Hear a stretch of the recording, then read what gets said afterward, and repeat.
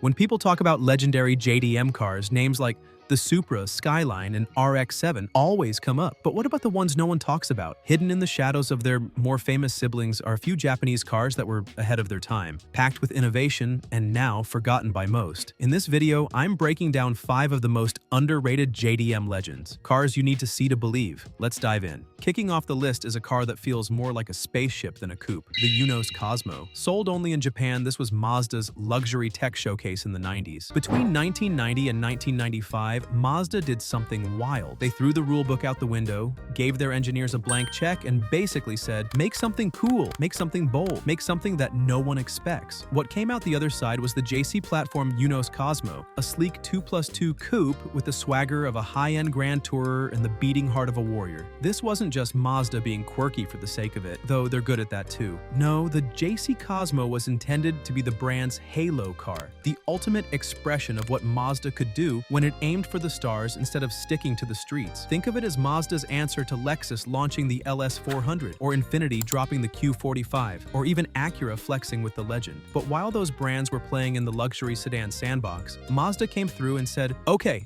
but can yours do this? And this was no ordinary car. Under the hood, you had 2 engine options and both were rotary, naturally. First, the 13BRE, a twin-rotor, twin-turbo setup, making 230 horsepower and designed for the enthusiast who wanted a daily driver with some real bite. But the crown jewel, the one that car nerds still chant about in hushed tones, was the 20BREW, a 2.0-liter 3-rotor twin-turbo rotary engine that pumped out 280 horsepower and a pavement-twisting 403 newton-meters of torque. And remember, this was in 1990. That's not a mistake or a late-model upgrade. It was born ready. This engine made history as the first production rotary with twin sequential turbos. Not just twin turbos, sequential turbos. That means one kicks in at lower RPMs for quick boost, and the other joins in when the revs climb to keep the power flowing. It's basically Mazda saying, we could make this simple, but where's the fun in that? And the numbers. Over 380 newton-meters of torque at just 1800 RPM. You barely touch the pedal, and the thing surges forward. Top speed was limited to 180 kilometers an hour because of Japanese regulations. But take that limiter off, and you're looking at 255 kilometers an hour, no sweat. Sure, it only came with a 4-speed automatic, but hold on. It wasn't your average slush box. It came with a manual mode. No paddle shifters, obviously, but you could still bang through the gears with some mechanical confidence. And for the early 90s, that was the automotive equivalent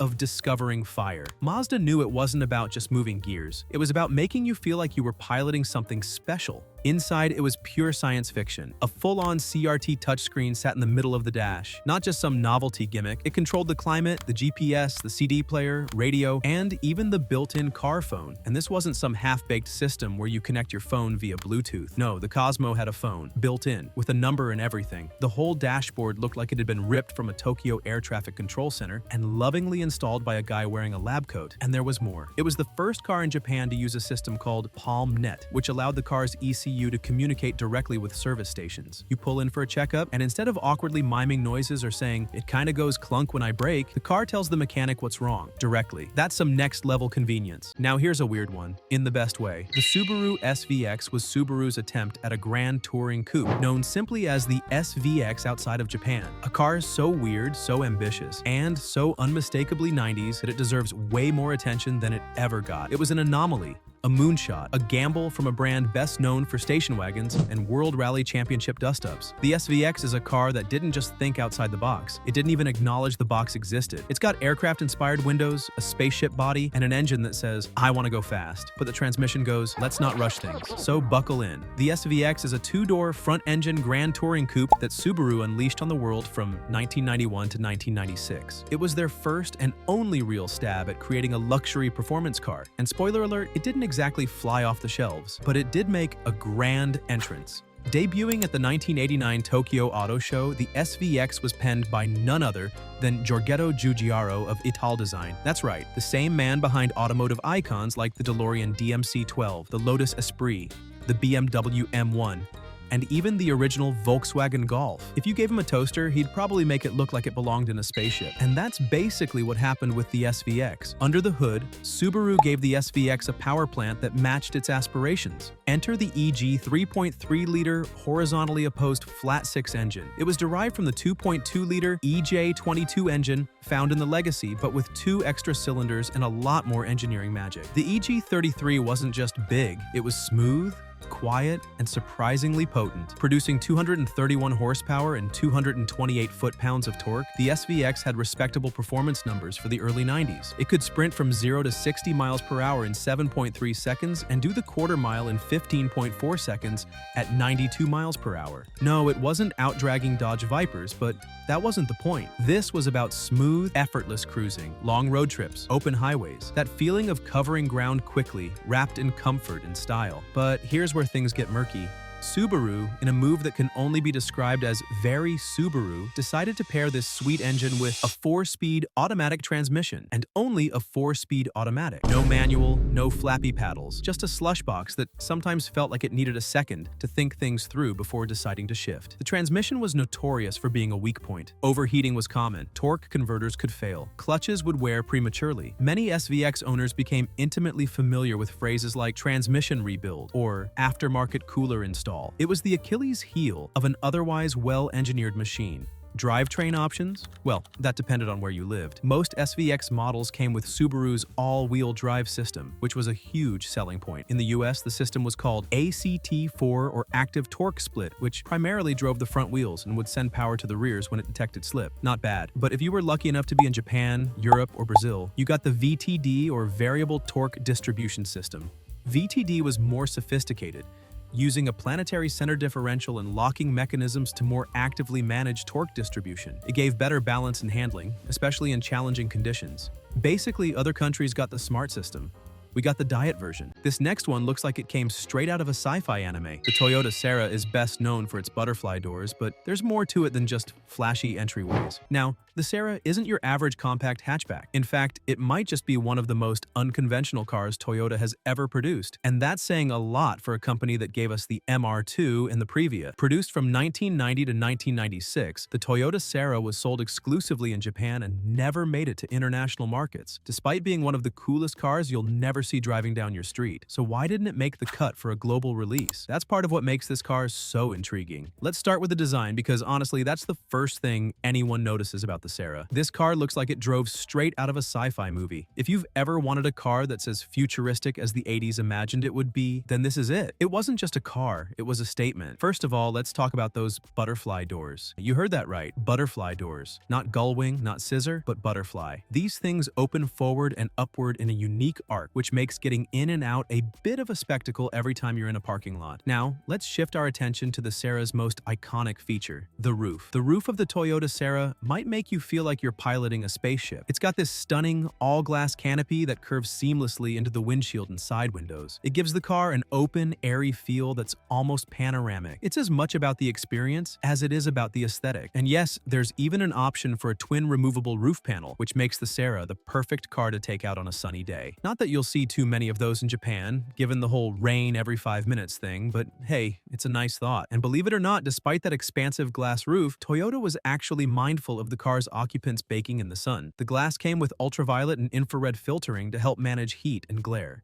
You even got special sun visors that could fold in all sorts of ways to accommodate the unique angles of the windshield. This wasn't just some gimmick. Toyota engineered it thoughtfully. But don't think it's all just about looks. Underneath that gorgeous exterior lies a surprisingly capable engine for its size. The Toyota Sera was equipped with a 1.5-liter inline-4 engine, specifically the 5e-FHE, a high-performance version of the 5e series. We're talking about only 104 horsepower and 132 foot-pounds of torque. No, it's not going to set lap records at the Nürburgring, but for a lightweight compact car, it offered enough zip to make driving fun, especially when paired with the 5-speed manual transmission. You also had the option of a 4-speed automatic if that's more your vibe. Whether you wanted that extra control of rowing your own gears or preferred to kick back and cruise, the Sera had you covered. It's front-wheel drive, so don't expect tail-happy antics, but it's still a nimble little car. It handles corners with confidence, and the low-slung profile makes it feel grounded. The suspension setup was standard McPherson struts in the front and a trailing torsion beam in the rear. Not exactly groundbreaking, but it got the job done efficiently. And just in case you're wondering about braking,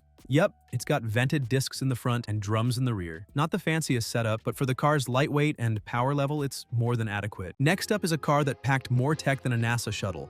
the Mitsubishi 3000 GT, also known as the GTO in Japan. If you're a fan of 90s JDM legends, buckle up because this one's got everything. Twin turbos, all-wheel drive, four-wheel steering, and even active aerodynamics. Mitsubishi really went all out with this one. The 3000 GT, also known as the GTO in Japan, hit the scene in 1990 and was manufactured until 2000. It was a front-engine grand touring sports car, available in either all-wheel drive or front-wheel drive, depending on the trim. And if you were in North America, you might have seen it rebadged as the Dodge Stealth. Basically the same car, but with a slightly different look. Mitsubishi and Chrysler worked together on this project, with Chrysler handling the exterior design of the Dodge Stealth.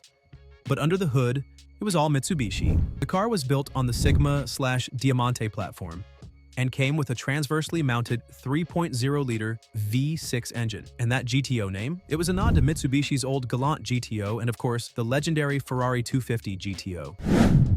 Now let's talk about what made the 3000 GT special. This thing was loaded with features that were way ahead of its time. We're talking twin turbos, full-time all-wheel drive, four-wheel steering, an active exhaust system, electronically controlled suspension, and even active aerodynamics, meaning the front and rear spoilers adjusted automatically to improve performance. If you've ever heard the term cutting-edge tech, the 3000 GT was the textbook example. The 3000 GT was positioned as a rival to the Mazda RX-7, Nissan 300ZX, Honda NSX, and Toyota Supra. It was packed with cutting-edge tech, but that also meant it was heavier and more expensive than some of its competitors. In Japan, it was even classified as a large car, which meant higher road taxes. And fun fact, the Dodge Stealth was supposed to be the 1991 Indianapolis 500 pace car. The United Auto Workers protested since it was built in Japan, so Chrysler swapped it out for the Dodge Viper prototype.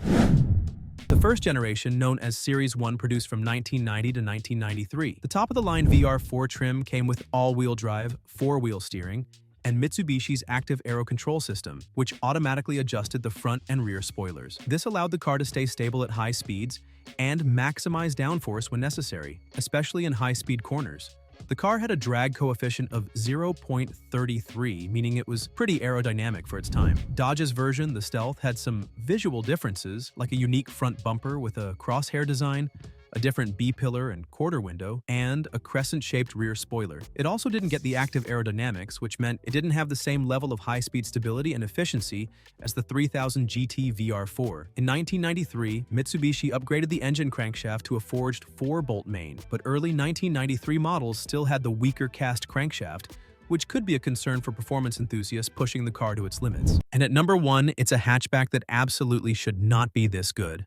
The Honda Fit. Really quick, after months of working behind the scenes, the clothing line is finally live. I designed this drop for the real car lovers. Car-inspired pieces with a cool twist that actually means something. It's a limited release, so if you want to support the channel and rock some of the cleanest designs out there, hit the link in the description and grab yours before it's too late. It wasn't marketed as a performance car or even a fun car. It was small, practical, efficient. The kind of thing your mom drove to work or that college kids used. But underneath that economy car image was something only Honda nerds noticed. This thing was light, incredibly well-balanced, and engineered with the same DNA as Honda's golden era cars, the EG and EK Civics, the S2000. While everyone else was chasing horsepower wars and massive SUVs, Honda quietly gave us one of the purest driver's cars of the 2000s, hiding in plain sight. See, Honda's magic has never been about brute power. It's about precision, the way the chassis communicates, the steering feel, and how everything works in harmony. And the Fit nails that. Its chassis, called the GD for the first gen, was overbuilt for what it needed to be. Engineers used ultra-high tensile steel in key sections, meaning the frame was rigid, something usually reserved for sports cars. That rigidity made the car incredibly predictable in corners. Combine that with a short wheelbase, low center of gravity, and near-perfect weight distribution, and suddenly, this grocery getter handles like a go-kart. Owners who tried autocrossing them were shocked. The Fit could absolutely hang with cars twice its price and power. When you drive a Fit the way it's meant to be driven, it feels alive. There's something about the steering that just talks to you. You feel the road, the tires, the weight shift, the shifter. Pure Honda magic. Precise, mechanical, satisfying. Even though it's a small 1.5-liter engine under the hood, the way it revs, the way it begs to be pushed, that's what makes it fun. And that's the point. It's not about horsepower. It's about the connection between you and the car. Every corner feels like a mini adventure. It's like driving a Miata, but with a hatchback and back seats. Now let's talk about the heart of the Fit, Honda's L-Series engine. Depending on the generation, you'll find engines like the L15A, L15B, and L13. They're not flashy, they're They're not turbocharged, but they're bulletproof. And yes, they've got VTEC. We're talking over 400,000 miles with basic maintenance, oil, filters, and timing belt. You can rev them to the moon, let that VTEC crossover sing, and they'll still keep ticking. And here's where things get interesting. These engines respond surprisingly well to mods. Throw on an intake, headers, exhaust, and a tune, and you'll wake up that little motor. But if you really want to go crazy, there are turbo kits that can push these engines to over 250 horsepower on stock internals. That's double the stock output in a car that weighs just 2,500 pounds. Do the math. That's a power-to-weight ratio similar to a WRX or a Miata. This is where the fit becomes special. Everyone obsesses over horsepower, but the real secret to fun is lightweight. A 2008 Honda Fit weighs around 2,400 pounds. Compare that to a modern Civic at nearly 3,000 or a Golf GTI at 3,100. The Fit's lightness means you can throw it around, brake late, and carry insane cornering speeds. In motorsport, it's called moment of inertia, the car's resistance to rotation. The lower it is, the more responsive the car feels, and the Fit's short wheelbase and compact size give it that razor-sharp rotation that bigger cars can only dream of. That's why the Fit is so dominant in autocross. In the SCCA-H Street class, the Fit regularly embarrasses cars like the Mini Cooper S, Mazda 2, and even Miatas. Over the years, a quiet cult formed around this little car. Forums, Facebook groups, and channels started popping up, all dedicated to making Fits go fast. You'll see everything from track-prepped GD ones with stripped interiors and coilovers, to turbo GE models hitting 300 horsepower, to Fit RS swaps from Japan with factory sport suspension and 6-speed manuals. One of the most insane builds is the K-swapped Fit, where enthusiasts drop in the legendary K20 or K24 engine from the Civic Type R or TSX. Imagine a 2.4-liter VTEC engine revving to 8,000 RPM in a car that weighs less than a Miata. You're looking at over 300 horsepower in a front-wheel drive go-kart. There are even rear-wheel drive conversions out there, where people literally cut and weld the subframe to fit S2000 drivetrains. It's wild. And that's when the Fit went from cheap Econobox to holy crap, this thing is insane. One of the most mind-blowing things about the Fit is how capable it is on a racetrack, even stock. At events like Grid Life or SCCA Time Attack, you'll spot Fits running consistent lap times against cars that cost 3 or 4 times as much. And it's not because of straight line speed, it's the corners. You can brake way later, carry more speed, and rotate through tight turns faster than almost anything else. A tuned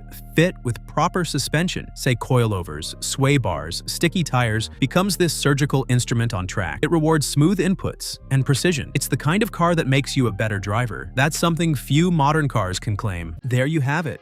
5 underrated JDM cars that time forgot. Each one brought something unique to the table and still turns heads for those who know what they're looking at. Which one's your favorite? Let me know in the comments, and if you love discovering forgotten legends, be sure to like and subscribe for more deep dives into the underrated side of car culture. See you in the next one.